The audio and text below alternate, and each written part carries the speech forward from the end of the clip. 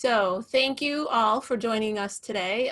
Jessica asked me to put this little presentation together for you to make sure that you're confident that you are competent when you're putting together a hybrid course. And so I'm sort of assuming that you're switching courses you've already taught before into a hybrid model, but if that's not the case, then let me know.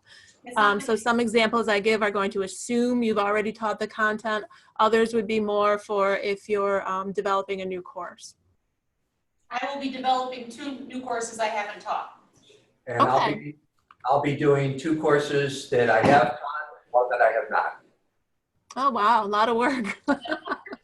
All right, so this PowerPoint is going to be, well, it's already in the online instructor orientation, so you don't have to write anything down unless you want to like make a specific note or, you know, be able to reference something later on. So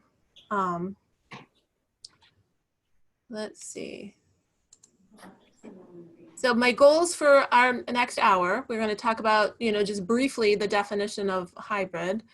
And again, briefly the benefits of hybrid or blended, and then spend quite a bit of time on the student experience, the planning of the course, with questions to consider as you plan your course and some steps to take. And then I'll cover some tips and share with you a bunch of resources, which I've already placed in the online instructor orientation for you too.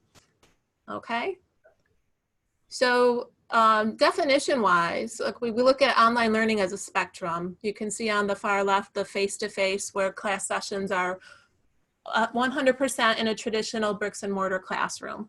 You may be using technology to put enhanced learning, like show a website or what have you, or post your syllabus in case students want to download it later. But typically, you know, a face-to-face class happens in the building, right? And then on the far right, online is nearly 100% online, or basic, you know, fundamentally all online. And occasionally a student might have to come in for a proctored test, but basically we rarely see the students. They're doing all their work online. And then in between there, we can see the web enhanced, blended, and hybrid. And they sort of flow back and forth. There's no real firm delineation between what is web enhanced or blended or hybrid. Blended and hybrid are terms we use interchangeably, and so you'll see some of our documentation will say blended and other documents will say hybrid, but we're looking at a setup in which the students are meeting with you face-to-face for a prescribed amount of time, and then the rest of their course time is spent doing online activities, you know, on the internet, traditionally through learning management systems such as Blackboard. There are lots of different theories and discussions about how much time should be in the classroom, how much time should be online, and the results seem to come out to be, if you're somewhere in the maybe 25 to 30% in either one, like that 25-75 seems to be, and anywhere, you know, within that. If you get to be like 10% and 90, then it's not as effective, and we'll show you a little bit about why that is. Hybrid learning, blended learning is really fantastic. And a lot of people don't realize this, but this is an important quote. Not only do students tend to prefer hybrid as their format of choice, but the learning outcomes and academic achievement are stronger with hybrid than for either face-to-face or online alone. So that's something that you probably want to debate or ask questions about or say, why is that? But actually you should just be proud that this is what you're going to do, because you're doing the best thing for our students. And the reason for that is a well-developed hybrid course takes the best pieces of an online course and pairs them with the best pieces of a face-to-face course to give the students the best learning experience possible. So that's awesome that you're going to take this on. Some of the benefits in face-to-face. So in your hybrid course, when you develop this, when your students are in the classroom, they're going to benefit from the real-time engagement. obviously students love that. That's why, you know, we're social people. We want to see you. We want to talk to each other. They can build their community. They'll be working together. You can see each other. You can benefit from your visual cues. But when the students are working online, they can take some time and explore concepts a little bit deeper. They can, ideally, they'll be able to engage in mastery quizzing, mastery type learning, where they're able to repeatedly try out different things without being penalized if they're incorrect, because they're still building their formative knowledge. They can take their time to respond. It's so important on the discussion boards when often you might have a student in the classroom who isn't very outgoing, maybe timid, may have an accent. For whatever reason, they might not want to speak up, but they might have a lot to say. And this online part of your hybrid course gives them that platform where they can think about their response, write it out, and share it with the whole class. And so just that type of flexibility. Flexibility actually can be in face-to-face and online, right? Because you can be flexible about what you're doing in the classroom if you know that a good portion of the work will be completed online later. So these are the strengths that we want to build on in each part of your course. So with that in mind, it's crucial to use our time purposefully. So when the students are in your classroom with you for the face-to-face experience, that's the time to deeply explore the topics, like do more analysis and deconstruction or collaboration. Students get very resentful if they are told, you know, read chapter 7 and while you're at home, and then come into class on Thursday and we'll do an in-class activity. And then when they get to class on Thursday, they hear, okay, chapter 1, let's see, what was that about? And then you start a lecture about the chapter that they read. What they want is to come in having read the chapter and then be ready to engage at a deeper level with that content. So keep that in mind so that the students, you know, you might start off with them thinking, oh, I don't really have to read this because there's not that much, you know, what's going to happen in the classroom. They'll just explain it to me, right? She'll just go over it. But if you come in and they, you know, right away, right out of the gate, have them engage in an activity, debate something from the chapter, or build on a concept that they've learned, then they're going to know that next time, like, boy, I better be prepared, right? I have to be able to do this. I've got to perform when I get to the classroom, so I need my foundation built. And then once they get online, they can have that continued engagement. So if you start a discussion in class and then continue it online, they can get even deeper into the topics. It's important also that in the online part of the class, they have some active learning. So they're not just passive recipients of knowledge, but they're engaged in constructing their knowledge. And again, you know, the time to respond that we iterated before, it's super important. So, and another thing I just want to point out, it does come up later, is that students, sometimes when they go from the classroom to the online part, it doesn't feel like the same class. And so it's important that your online component is a continuation of what you're doing in the classroom. And I would say even when the students are in the room, when it's possible, fire up that Blackboard site, right? So they see it and say, hey, this thing here, like click on this link when you get home and do this assessment, or click on this and here's your discussion, so that, you know, you're just reinforcing that this is all one experience together that has two components. So that comes down to planning. So the whole focus on the student experience is so critical while you're planning it.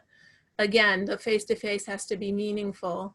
It's a great time to problem solve and apply new concepts. Well, online, the students, we say they act as agents of their learning, where they can choose what they're going to reinforce. So for example, and a lot of the quotes that you read, if you read some of the articles that you'll find in the repository, the students say that they like to be able to go back through their module and reread it, redo it, and reinforce their learning before they have, you know, any sort of a mastery assessment or before they come back to class again. So they can they're empowered, right, to go back and look at things again, or go out and look at things online and strengthen their learning. So we want the students to be active. And also in the online part, this is an opportunity for you to give them some, provide some differentiated instruction. Where, so if you're teaching a course where they need to build on prior knowledge, you might want to put a little module of that prior knowledge in your course, and then the students who feel like they're not ready for what you're presenting can go back and strengthen their foundation before they move on.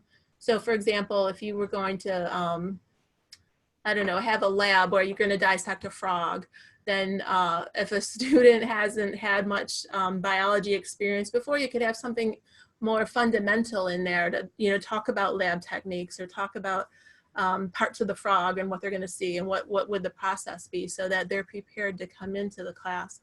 And you could direct students to that type of information when you see that they need it, or just make it available for anybody who wants to use it. So when you're structuring the course, you'll think about the activities and the content, right? So you'll think about what parts of my learning outcomes can be covered online, what can be done in the classroom. We want to keep in mind that all digital content has to be 508 compliant, ADA compliant, or we use what we call universal design for learning. And the reason for that is, number one, it's the law. And but the premise of universal design for learning, there's a good example is if you're, say you're overweight, or say you're pregnant and you're going to a restaurant to meet your friends, and you want to sit down at a table and they put you at a booth, and you're looking at the table and you can't get in that booth because you're not going to fit right between the back of that bench and that table. So you have to now stop and say, you know, get the hostess, can you move me? I can't sit here, and kind of make a big scene about it. And that's how a lot of students with disabilities feel when they have to go and ask for accommodations, right? They feel awkward, or they're embarrassed, or they feel like they're looking for some sort of a special treatment or special consideration, when that's not what they want. They just want to be able to learn. So we find that up to 70% of students who are eligible for accommodations in online classes never request them because they don't want that special treatment. So instead, we kind of turn that around and use universal design for learning, in which everything we put in there is accessible out of the gate, and nobody has to ask for any sort of special treatment. And and we'll work with you. Like, I'm not trying to scare you. I know that accessibility can be a big hurdle to overcome, but we just want to help you make sure that all of your course materials are accessible, and all of your students have that experience where they can just dig right into all the content and not have to worry about whether they need to step out or, you know, go ask somebody else to help them. So you also want to think about your time and modality, we call it. So that means how much of the time will be online and how much of the time will be in the classroom. And keep in mind, of course, that homework doesn't equal online, because you're still going to have homework, right? So just reading a chapter is not hybrid. That's your homework or class preparation. So we want to think about, what are they doing online that's active, and how much time will that take compared to how much time we're going to be in the classroom. All right, any questions so far? Are we okay? We're okay. Okay. So here are just a few ideas of what types of things that work out really well in the face-to-face part of a hybrid course. Workshops, labs, obviously, coaching, mentoring, modified lectures. So what's a modified lecture? That would be where, you know, your students read chapter 7 and they come in the room and you say, okay, what was the most interesting part, or what did you have trouble with? And then you're kind of doing the just-in-time teaching and targeting those bits that maybe were a little bit muddy for the students. Debates, group work, demonstrations, problem solving, simulations, case studies, role-playing, brainstorming, planning, listen, read, write, reflect, and presentations. And I'm sure you can think of other things that you can put on there. It's just sort of a the type of thing that we're hoping happens in the face-to-face part of the hybrid course. So, and if you want to suggest things to add to the list, that would be great too. But now what about the online part? Here are some other things that we consider could be active learning in an online class. So discussions, when obviously the students are posting to the discussion board. And so if you want to get away from the Blackboard discussion, you can use something like VoiceThread, you can use Flipgrid, like you're not limited by what the learning management system does. If you've seen another tool or heard about a colleague who's using something else, it's fine to give it a try. Students collaborating on things like wikis, so you could make a repository of knowledge for your course, or you know, a wiki about a specific topic that's in your course, that would be great. Any sort of formative or mastery assessments. And so what we mean by formative assessment, that's where the students are building that foundational knowledge. So, and you can liken it to a team, right? So if you put together a football team and you choose all the players and they've all got their roles and they read about how they're supposed to play the game. Now you don't go out on Sunday and play in the Super Bowl, right? Which is what we do sometimes with our students. We have them read, and then, you know, they do this reading all throughout the semester, and then they take this exam, right? So they're just assigned their role, they're trying to figure out their knowledge, and then they go and do this final performance that's supposed to be summative. So with mastery and formative assessments, what we do is give them an opportunity to practice that knowledge, which you probably do. You give them assignments and things like that. But when it's mastery, they get to do things repeatedly again and again and again until they know that they've got that down, right? And we can do that in the LMS, in Blackboard, with something like, if you have a quizzing, you know, if you've got a huge test bank, we can do pull quiz questions from a pool so that they can take the quiz again and again. You know, we don't limit time or attempts. We just let them keep doing it so they can keep having the opportunity to strengthen their knowledge before they move on to that summative thing that demonstrates that they really know this, where they're doing a presentation or their debate or they're writing your paper, whatever it may be. So online is ideal for that type of thing. They can watch videos. You can also have them make videos. They can do web tours, a lot of museum sites and things like that. You can go out to their website and have those 360 tours, or go down and you know, look at different webcams that are out there in the world focused on baby eagles or whatever, or like the scientific telescopes and things like that. They can engage in social media, and that's always a sticky wicket. I know a lot of people are in favor of it and some are not, but it can work if, you know, using different tools. If you want to Twitter, or if you want to use, you know, another online tool like Kahoot, where you kind of send students on an online scavenger hunt and have them come back with what they found. Of course, reading the text, I did leave it up there because, you know, they have to do it, and you sure don't want them doing it in the classroom. So, but collaborative documents are great. You can have students share. So I'll just pause a moment. So all of our student email accounts are Gmail accounts. And with that, the students have access to things like Google Docs and YouTube and all the different Google tools. And so you can have your students share a document in Google Docs, and they can edit it collaboratively, either you know, synchronously or asynchronously. That doesn't matter, but they can each go in and write a sentence or write a paragraph or edit things and whatnot. And you can also track back and see who did what. So that's a great thing to do online. If you wanted to do something like classroom rules or lab safety rules or something like that, just to get them, just to try it out and see how that works. Podcasts are another thing. You can have them listen to podcasts. You can have them find podcasts that are relevant to your material, or you can have them make a podcast. Simulations, again, would typically be online. They can do peer review. I do a lot of peer review. I teach online. I teach history, and I like the students to do peer review.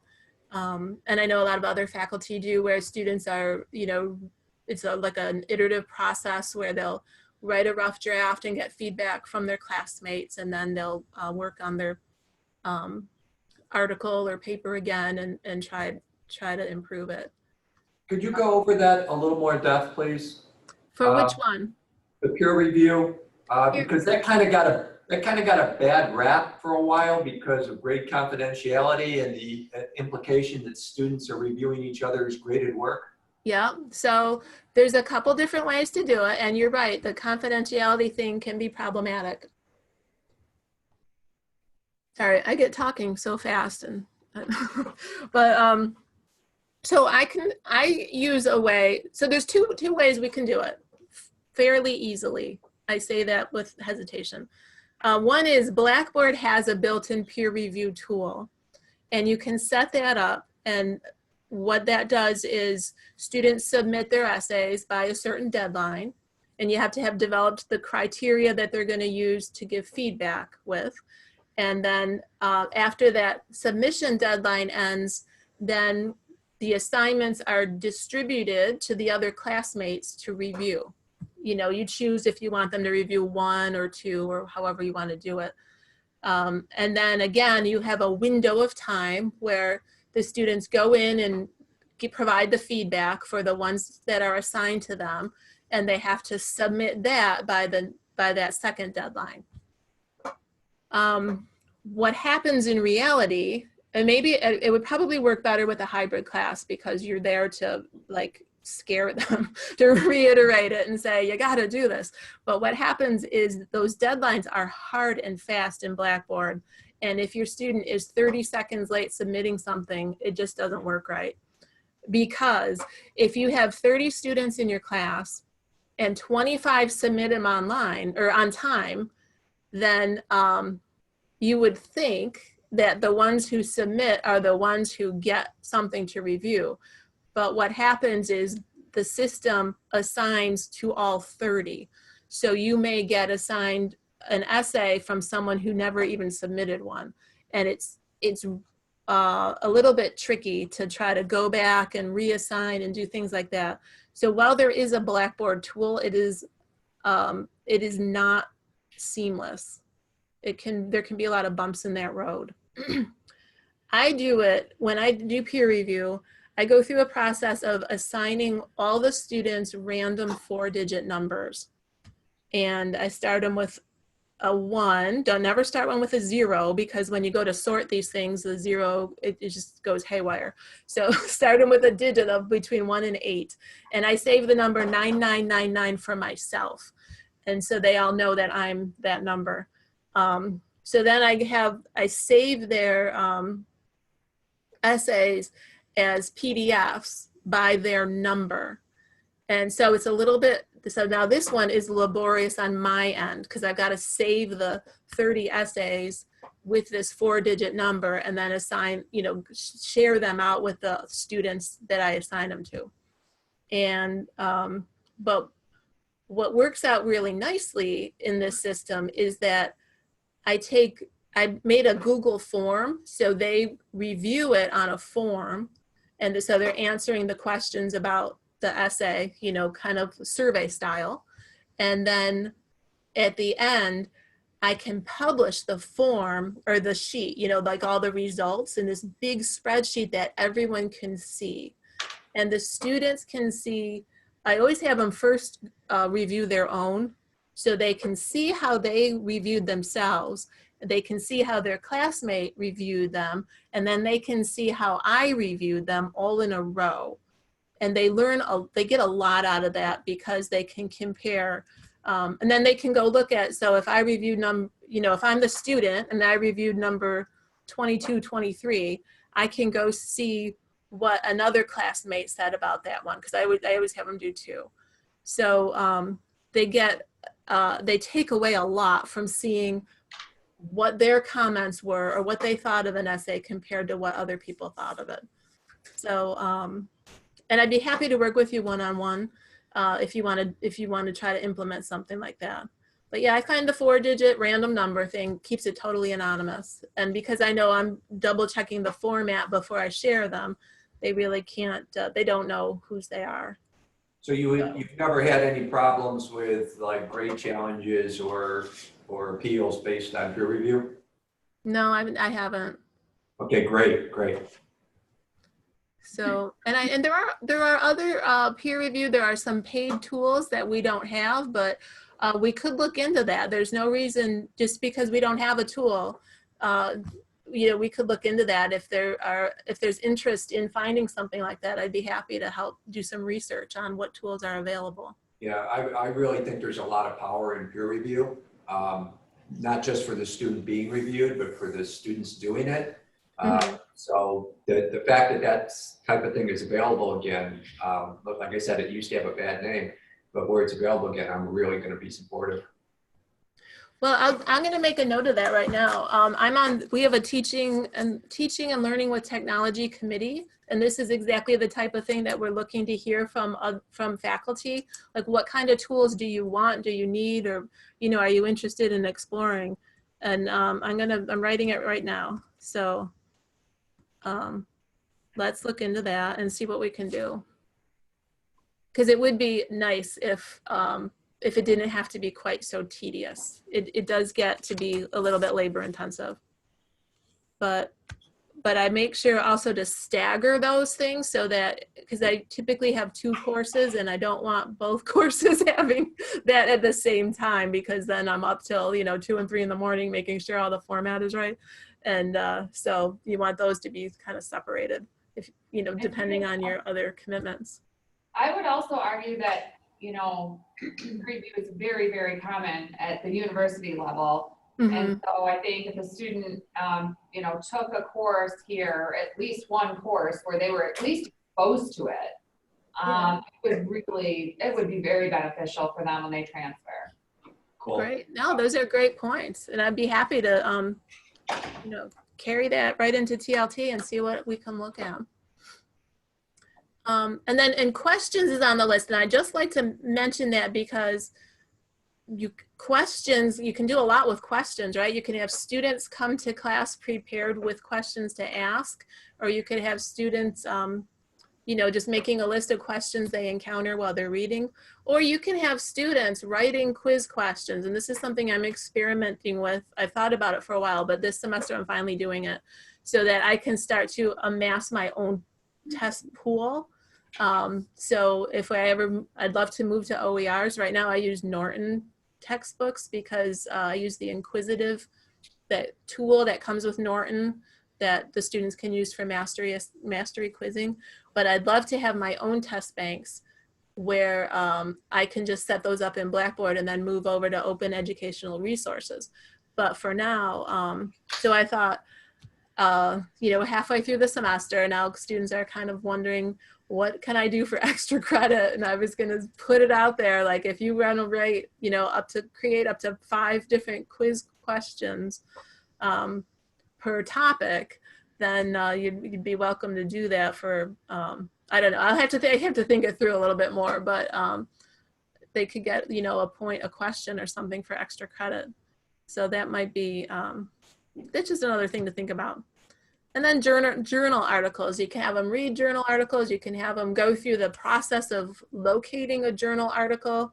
I know my students have to use JSTOR and they think that I'm just, you know, making unreasonable demands that they have to go to the library database and find something. But so that whole learning process, the digital literacy part, is really helpful. And that's a great online activity for students. So, oh, I thought I deleted this one out. Well, this is Instructional Strategies, and this is one of those, like, if you've taught this course before, you already know how you're doing this. If this is a new course for you, these are things to consider. So different courses are process-driven, where you're working on, students are fundamentally working independently and working toward meeting specific objective goals. So for example, something like any of your skills classes or medical terminology or something like that, that they're just kind of working away and doing this thing. And that would be more process driven. Product oriented, I feel, and project oriented, I think there's a lot of overlap right there. The students are kind of working progressively throughout the semester to finish this thing. In history, often it's a research paper or some kind of final presentation, or it could be like a business proposal or an e-portfolio, or a creative project or whatever, depending on what subject you're teaching. So I know, like in foreign languages, they do like a tour, a travel guide to another country. So that type of thing. If it's product oriented, then they're just sort of working on the course material and producing this thing at the end. Or if you're project oriented, you're going to kind of break this thing down into little milestone steps throughout the semester, and then have your finished project at the end of the course. So just like in any face-to-face course, you want to think about how you're going to put these build these different parts into your course throughout the term. So this is an example that's offered up for hybrid or blended. It says, given Pythagorean theorem, the learner will design a skateboard ramp for a designated area.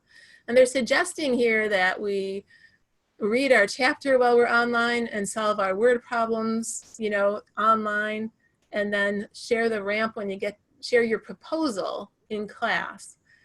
And I kind of, I don't find this satisfactory to me. I don't understand. I want to change it and say, no, let's share the ramp proposal. Your design proposal can be shared online, right? Your students can all look at each other's proposal, and then you can come to class, and what could you do there? We could critique each other's designs. You find other uses. Could your skateboard ramp be a wheelchair ramp? Can you go sledding down it? Can your Hot Wheels go down it? Or you could vote on the best design. Or you could build one, or make a model at least, and try it, like do that hands-on thing when you get to the class. So this is a kind of example where you look at this and say, okay, part of it's homework, and then we can do it in class, but then you say, like, what do we have to do in class, and what can we still do online? Because they can certainly share proposals online. So when you're planning the course, we'll go on to questions. Excuse me. So we'd start off with looking at your course learning outcomes. We use this backwards design principle of developing any online part of a course, where we say which course learning outcomes would be better achieved online, or which ones would be better face-to-face. And then you can kind of guide your planning that way. What are the learning activities then that the students have to engage in to meet those course learning outcomes? Think about how your discussions will work. And by that, I mean, how will you start them in class and then carry them on online? Will you assign roles? Sometimes that works. I've seen a lot of instances where people will have, sometimes people will split the students into groups. You might have like 4 different discussion groups, and in each group, one person is a facilitator and one person brings in outside knowledge, and then the third person would be following up to make sure all the points were covered, and and that type of thing. And you can rotate different roles around throughout the semester. So just think about, how do we know, how can we make our discussions productive and interactive and have all the students engaged in them? So how will components integrate? And by this we mean, how will your face-to-face and online portions complement each other? What's going to be carried over back and forth, and how are the students going to know that they're in the same room? So, and so we want to make sure that students know they're in one class, not 2, meaning, that we don't want the sections or the parts so different from one another that the students don't even recognize they're in the same class. And how will you address time management? So there's a couple different ways to do that. You probably have your own things that you talk about at the beginning of the semester to help students with their time management. We also have a time management component or a module built into the online student orientation that anyone can suggest that their students take. Some faculty mandate that their students take that. And also, typically in my classes, I give them a list of what they have to do each week, and then I kind of guesstimate the time next to each thing. I put in parentheses, you know, I would say read the chapter in 1 hour, because I just guess that it takes an hour. And they can quickly learn that, you know, if it takes them 2 hours, then they can kind of say, well, I always need twice as much time as she says, so they can still plan by it, even if it's not 100% accurate. So sometimes just suggesting how much time you expect them to devote to something will help them with their time management. So there's different ways that you can address that. How will you divide your grading scheme? So this is one thing that was recommended in a lot of the literature that I read about hybrid in preparation for this. But to me, I kind of feel like your grade book is your grade book, and I don't know how much you need to differentiate grading in the classroom and grading the online component. Just grade what they do. One thing though is I suggest that when the students are in the classroom, if you give an attendance grade, you would somehow consider participation as part of the grade too. I used to, when I taught in the classroom, which I haven't in a while, but I would give them, you know, 3 points when they showed up, and then they'd get another 3 points when they participated, so that snoozing in the back of the classroom, you're not getting participation points. So that's the kind of thing you can kind of kick those different ideas around and kind of encourage students to participate more. Then how will you evaluate the workload? And again, like that, how much time, that guesstimating time will help you with that. Because when we give, there's a natural tendency, I think, when we have this online course, to treat it as a repository and throw in tons of stuff that we want the students to have because it's cool and helpful. And but sometimes the students end up just way overburdened because there's too much going on. So be careful that we put in materials that meet the learning outcomes. And then when we want to add that extra cool, fun stuff, that's fine, but clearly label it so students know that this is extra or optional, or, you know, so that they know that they're not required to have to engage in more content than they can handle in a week. Oh, it's really coming down. So again, the planning steps now. So first we're going to start with the learning outcomes, then plan our assessments. Then it's helpful to create a course map. So and by that we mean if you plug in throughout the semester, like where they're meeting each learning outcome and how those assessments time in, then that helps you with an overall schedule. And you would plan any activities, you know, fill those in so that you're helping the students to build on that formative knowledge to get them over to the mastery level so they're ready for their assessments. And then we start to worry about the course content. So you kind of have this roadmap all set before we're finding the content. And then we ensure quality. And by that we mean, we use this OSCAR rubric. It's the Open SUNY Course Quality Review rubric. And that includes accessibility built right into it. And with what OSCAR looks at is things like alignment between course activities and learning outcomes, so that if we're saying, you know, students can, you know, create a ramp for their skateboard, if that's a learning outcome, then we don't do a multiple choice quiz about that. We have them create it, you know, so that's just that type of thing. We're looking for that sort of alignment. And there is a rubric in the online instructor orientation, so you can get a better sense of what types of things we look at for that. And I'm happy to talk to anybody about that anytime. And then, and we also do reviews, right? I'd be happy to review a course for you. We have materials for you to do self-reviews if you just want to look at it yourself, and that's fine too. So some planning tips. Well, first is to start early, and this is good because it's October. And maybe, you know, August might have been better, but it's still fine because you guys have, you know, November and December and a good portion of January to get ready for your courses. And so that's great, starting early. Plan and create discrete modules. So what we mean by that is just kind of focus on one learning outcome at a time and think about, or one topic that you need to cover at a time, and think about getting that covered and then moving on to the next one. And don't be afraid to experiment and try different things in the course, because you can change it.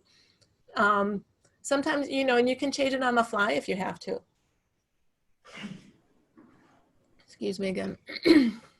And then you keep your technology simple. That doesn't mean, we don't want to limit, anything you want to try is fine, but we don't overload yourself if you have to act as the help desk, because if you choose a tool that nobody else is using and the students have questions about how it works, then you're going to be their go-to person. So the simpler you keep it, the better. But with that in mind, you know, still try. And if you're trying a tool, let other people know, and we can try it too, and we can be more prepared to help you out. And here's a tip, that this is what I always do. When I have my students use something, so for example, with Norton, I use their Inquisitive, and that means the students use a code that comes with the book, and they go to the Norton website to take their quizzes. So in all my courses, I have the Find Help Here section in the course menu, and I add that link right to Norton Help. Right there is their first link under Find Help Here. And that just takes this whole raft of questions off of my plate, because they don't even ask me. They can see where to get their Norton help, and I don't have to worry about it. So let's try to integrate things like that, that take any of that, of those questions that aren't necessarily about the learning, take them off your plate so you can focus on the learning outcomes. And don't overload the course. Again, they call it course and a half syndrome, where we put so much in the online part that the students are overwhelmed. And so connect online and face-to-face. What we mean by that is make sure the students, the interaction continues when they leave the classroom and they're in the online part of the course. Keep them connecting so that they're not isolated. And use available resources, so don't recreate the wheel, meaning if your textbook comes with PowerPoints, use the PowerPoints, you know, at least use them as your base, add to them if you need to, but don't start with your own PowerPoint. You know, save yourself the time. If resources are there, go ahead and use them, it's fine. And talk to others, talk to each other, and use each other as resources. And be open with the students. The students, you know, they appreciate when you're honest with them and transparent and say, hey guys, this is the, you know, we're doing this hybrid thing for the first time, or we're trying this peer review tool for the first time. I'm not sure how it's going to go. The hope is X. We might experience Z. So, you know, work with me, we'll work together, and we'll get this ironed out.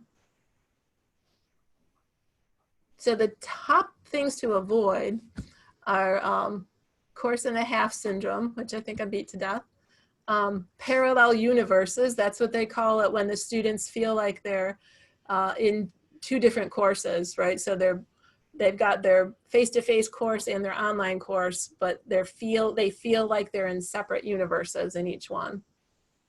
Avoid limited interaction. Again, that means when the students are in that online component, they need to still be interacting with each other, the same expectations that you have in the face-to-face classroom. So don't let online equal isolation. That's a problem. And avoid underutilized assessment. So, and we call it the, you know, let go of 2 exams, 1 term paper, and 1 final. There's no reason not to build in lots of low stakes assessments that students can take again and again and build on those, and to work on their formative knowledge. So there it says, frequent low stakes plus is better for everyone. And so here are some of the resources that I wanted to just make sure you're aware of. So the one that you're all enrolled in already is that online instructor orientation. And then, what's that? Where's that found? That should be listed right in your list of courses, right in Blackboard. All right, because I was looking at that and it did not show up. Okay. It should be. Do you know how to edit your list of courses? Nope. Okay, I'll show you that in a minute. Oh, yay. And I'm a resource for you. So you can call me, you can visit, if you're in Batavia, stop by. We can Zoom again, you can share your screen with me if there's something that you want me to see, if you're having a struggle, or just email me. Work with each other. Now you know each other. You must know each other now. You've been sitting in the room together for an hour. But you can work together, maybe, run it by Jessica, have a little hybrid work group every now and then, come in and sit down and work in a lab. And Harold Strassner with Blackboard. He's our main Blackboard administrator. He can help you with your Blackboard issues. If you can't get a hold of Harold directly, you can always email the help desk. And also you can see in yellow there, I've used the hybrid template. So what we've done is we created a hybrid course template that covers a lot of those standards that back in that Oscar rubric. And what you'll do is go through and plug in the required information. For example, part of it is you should have an instructor bio, something where the students get to know you. Of course, you're in the classroom and you'll be able to talk to them and tell them about yourself, but it's good for them to see it as part of their instructor contact information. And so we kind of set that up in a template, and you just plug in your information. So you'll see different things like that in the template. The template also contains things that meet requirements, and they're just there and you don't have to touch them. For example, we list things, like the plagiarism policy, netiquette policy, no-show reporting policy. All those things are built into this template, and you don't have to worry about reiterating any of those things. They're all there for you. Oh, something just went right on my head. Where is the hybrid template located? The hybrid template is in Blackboard itself, and to get it, you have to ask Harold.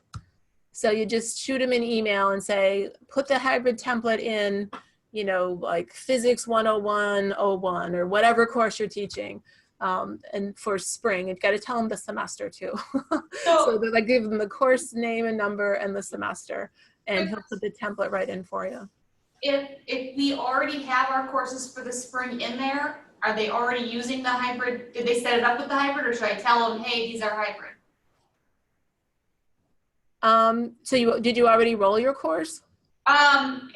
I just showed up last week. I was like, oh, look, there's my spring courses, and I haven't opened them yet.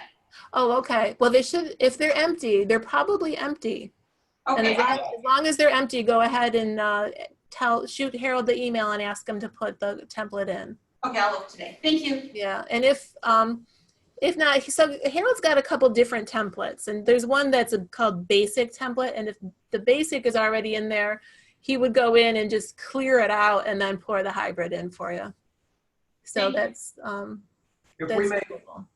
If we make videos, like short little 1 or 2 minute videos, can you go over the process for that? Who do we pester to make sure that they meet the requirements? You have the, accessibility meets and stuff like that. So you make your own videos? Yeah. And do you caption them? What's that? Do you put the closed captions on them? No, I don't. I just learned how to start making the little videos with Matt and Dansville last week. Mm-hmm. Looks like a really cool tool, and I'm thinking of using it heavily. But we were unable to even send one via email because just a 2-minute video is too big to send via email. Right. Yeah, you can't email videos because the files are so big. And there's a few different things we do to remedy that. So what tool are you using to make the videos? Whatever came with my little laptop. Okay. So Camera. Zoom. This Zoom is a great way to make videos, because just like I'm talking to you and recording this, I can do this without an audience, right? And make a video out of this. But for your videos, what we want to do is there's a couple different things that we do. The videos get a little complicated, but you get into a routine and it's all manageable. We take our video. So when I'm done recording this, with Zoom, I record it to the cloud. And then we have an integration with Zoom to our Ensemble video server. So Ensemble is, it literally is just a giant video server, and it's where we all put in our videos. And if you don't have an Ensemble account, we'll get you one so that you can do that too. So you use Ensemble as this storage for all of the videos that you make.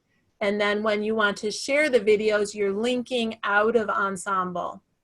So you can, it's fully integrated with Blackboard so that when you go and create an item, you know, you're going to add item, and there's that, just like the mashup tool for YouTube videos where you select a video from YouTube, right under YouTube, there's the word ensemble, and that would be, that would open up into your library and you select the video and plunk it right in your course.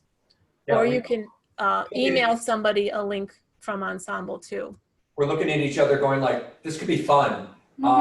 So one of our action items is to get Ensemble accounts. Do we talk to you? Yes, yep. Right, I'll come pester you on Monday. While you're in Ensemble though, it will caption for you. So that's a great captioning option. And then sometimes you have to go back in and correct the captions, you know, but it'll do that first pass for you. Often, I'm going to be totally honest with you, when I make videos for my classes, I throw them on YouTube, and I tag them, you know, GCC, because hey, if a student finds it, you know, if it recruits somebody, then that's all the better. But because I use Google a lot with my personal Gmail account, Google learns what I say. So my name is always spelled right. The college name is spelled right. And I don't have any trouble with that. The automatic captions work fine for me. And the only editing I ever have to do is sometimes like punctuation and capitalization. So YouTube's always an option for you. There's no reason not to use it. And because you've got settings on there, you can keep things private if you don't want the whole world to see it. So that's just one more option. Does YouTube caption for you? Yeah, YouTube has an automatic caption setting. And a funny little story, last week I'm facilitating a course through SUNY, and I had to make 2 videos for the course, one to introduce myself and one to introduce the module I'm facilitating. And so my module video was fine, but my little 1-minute video where I tell them who I am, captioned in Dutch, like this Dutch language. And I thought, I went to check it, and I thought, well, I have no idea if these captions are correct. I cannot read this language. So I ended up having to delete those, and all I did was copy and paste my transcript right in there, and YouTube reset the timings, and it was fine. But that's the only time I ever had such an error like that happen with me on YouTube. Usually it's better every time I use it, because it, you know, it's like that machine learning. It's learning what I say and what I do and what kinds of things I talk about. So it works pretty well. But, and then quickly back to our resources. We have, for accessibility, we've got Nancy here in our office. She's a part-timer, but she's super to work with. She'll help you with any, if you have specific accessibility issues in your course.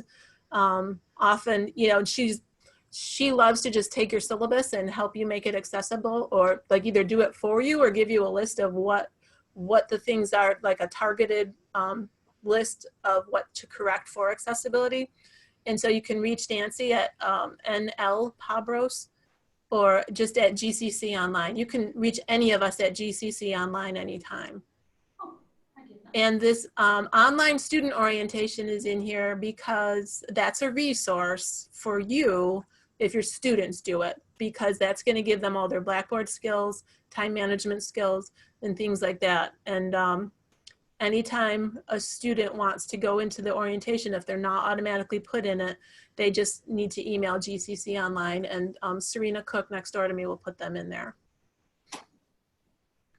So, and this is me, I'm Judy Littlejohn. I don't think I even introduced myself at the beginning, but so I'm JM for Marie, that's my middle name. So JM Littlejohn at genesee.edu, or call me 6206, stop by T144, like like a gross. I'm a gross G144 tech building. And I'd be more than happy to help you out. But I want to super quick in our last 4 minutes show you that online instructor orientation. So I'll stop sharing that and I'll go back and share the online instructor orientation. So this, I'm going to show you two things first. When I'm in my faculty tab here, it defaults to my courses. If you hover on this word, my courses, you see a gear come up here and manage my course module settings. So click on that gear. And if you click this box that says group by term, it makes your course list extremely more manageable and, you know, a little bit more user friendly. So what you can do, group it by term, and then you can move your terms up and down. You know, like I can move fall wherever I want it. I like to have my current term on the top of my list. And then I have hopefully a lot more terms than you do, but it's only going to show the terms that are checked here in the show term box. So if I don't want to see fall of 17 anymore, I just uncheck it. You know, I don't need a bunch of these, so I can uncheck those. And then within a term, I can organize the order of my courses.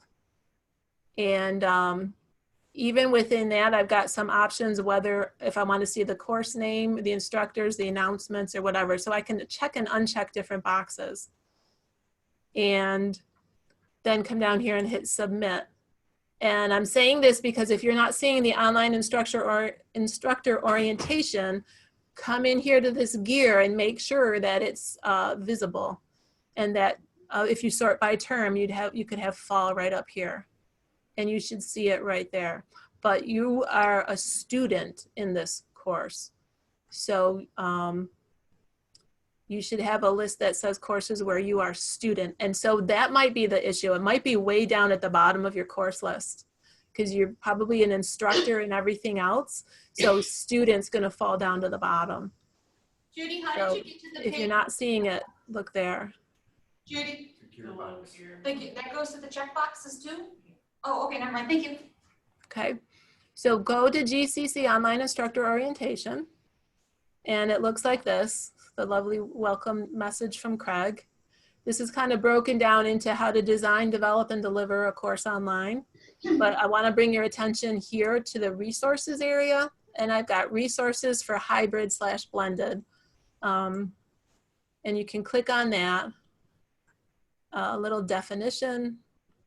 And then this is the PowerPoint we just watched. So you guys can have access to that. This blend kit, it's a blended learning toolkit from the University of Central Florida. It's like a go-to resource. There's tons of stuff in there, lots of ideas, suggestions, anything that you want to find, definitely look in the blend kit. But then a bunch of different articles, helpful things, different websites. You can tell by the icon, the link is going to take you to a website, and this thing with lines on it is a document, most likely a PDF for articles to read. So you can go down through here and look at any of the different resources you're interested in.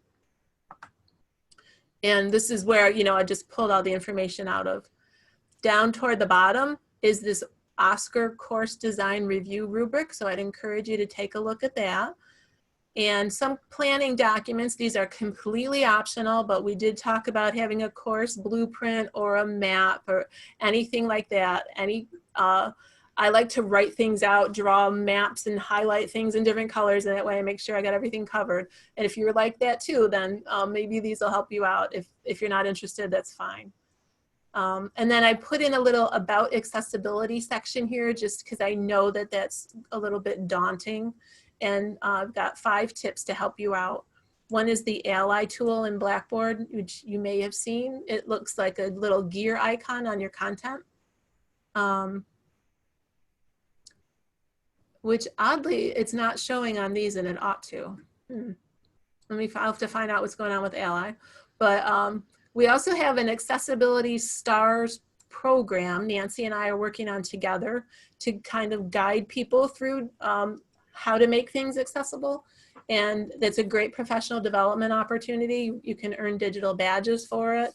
It's free, it's at your own pace. So anybody who's interested in that is more than welcome to join us. Again, you can contact Nancy and L. Pabros. Nancy uses an accessibility review checklist, and she's created a self-review checklist for anyone to use, and you can download it right there. And I reiterated the hybrid template. So hopefully this is, I know it's a lot of stuff, so I'm doing that whole course overload thing that we're not supposed to do, where I put in way too many resources for you. But I just want to make sure that you have access to anything you might need. But any questions, any issues, or anything else that comes up, please, my door is open. I can Zoom anytime, and I'm more than happy to help you out. Awesome. Thank you. This has been very, very enlightening. This is like Good. This is, yes, thank you so much. I'm gonna send you a big, huge email after the weekend. Okay. I have a lot of notes. Great. Well, I'm really happy to see that you are participating and willing to try this out. I think it's great. It's a great opportunity for our students. Don't let me know if my email was accessible. Thank you, Judith.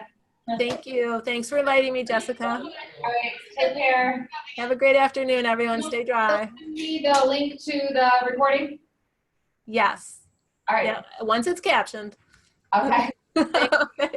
Take care.